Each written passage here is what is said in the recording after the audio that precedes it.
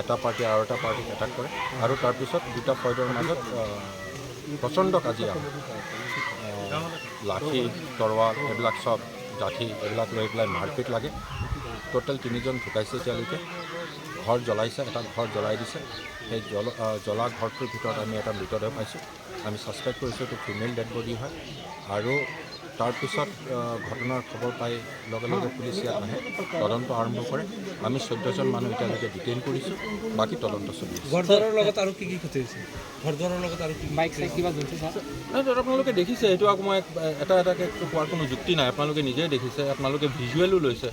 তাত মটৰচাইকেল, কম্পাউণ্ডত থকা মটৰচাইকেলো জ্বলিছে আৰু বহুত আইটেম জ্বলিছে। এতিয়া এটা এটাকৈ আজিৰ ঘৰটোৰ সূত্ৰপাত কিহৰ পৰা হৈছে? কিবা সিহঁতৰ এটা লং ষ্টেণ্ডিং কিবা মই গম পোৱা মতে, বাট আমি এইটো চেক কৰিব লাগিব। এটা প্ৰপাৰ্টি লৈ পেলাই এটা ডিস্পিউট আছে। আমি 14জনক ডিটেইন কৰিছোঁ। কোনে নিহত হৈছে ছাৰ? এতিয়া মোৰ লগত নামকেইটা নাই, মনত নাই, মই চাই ল'ব লাগিব। 2জন পুৰুষ নিহত হৈছে, এজন মহিলা বুলি আমি ভাবিছোঁ। কেলৈ এইটো মানে জ্বলি গৈছে ডেড বডিটো। মষ্ট প্ৰবেবলি ভিতৰতে থাকি গ'ল, ওলাব পৰা নাই।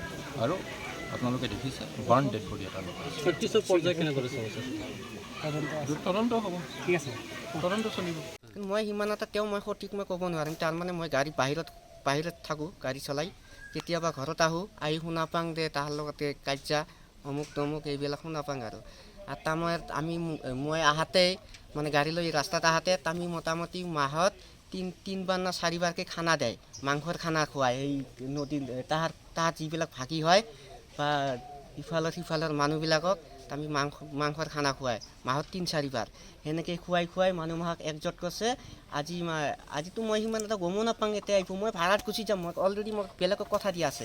মোটামুটি 50-60জনমান হ'ব। জ্বলাটো আপোনাৰ কি? হা, জ্বলি গৈছে, পুৰি গৈছে? যিটো জ্বলি গৈছে আমাৰ মা হয়, মায়ে আটা বাছে। আমি শুনা পাইছোঁ, কিন্তু আমি ওলাব নোৱাৰি। আমি ওলালে আমাকো শেষ কৰি দিয়ে, লগে লগে শেষ কৰি দিয়ে। সেইকাৰণে আমি ওলাব পৰা নাই। মানে মা তাতে আছিল, মানে এই জুই জ্বলাই দিছে। যি আছে চব ভাঙি দিছে। আমি শিল মাছে, তৰোৱাল মাছে। কেইটা আছিল? হা, বাইক কেইটা আছিল সিহঁতৰ? আপোনালোকৰ জ্বলা বাইক? এতিয়া আমাৰতো মানে ভাংছে, খালি এই পেলপেলি এটা জ্বলাইছে, সিফালে জ্বলাইছে। কিন্তু কেইটা কাৰ কিন্তু মই সিমান এটা গম পোৱা নাই। তাৰমানে ডাইৰেক্ট মানে হুৰুতকৈ আহি পাইছে, আহি মানে হুলস্থুল আৰম্ভ হৈছে। মইতো বেলেগ জেগাত পালাইছোঁ, কিন্তু মোক দেখা পালিতো মোকো শেষ কৰি দিলে। মোৰ এইখন গাড়ী মই কিবা কৰি ফাইনেন্সৰ পৰা ওলাইছোঁ, মোৰ গাড়ীখনো শেষ কৰি দিলাক। এতিয়া পুৰাই গৈছে। এতিয়া কি কাজিয়াটো কি লৈ? কাজিয়া এই মাটিক লৈ হৈছিল।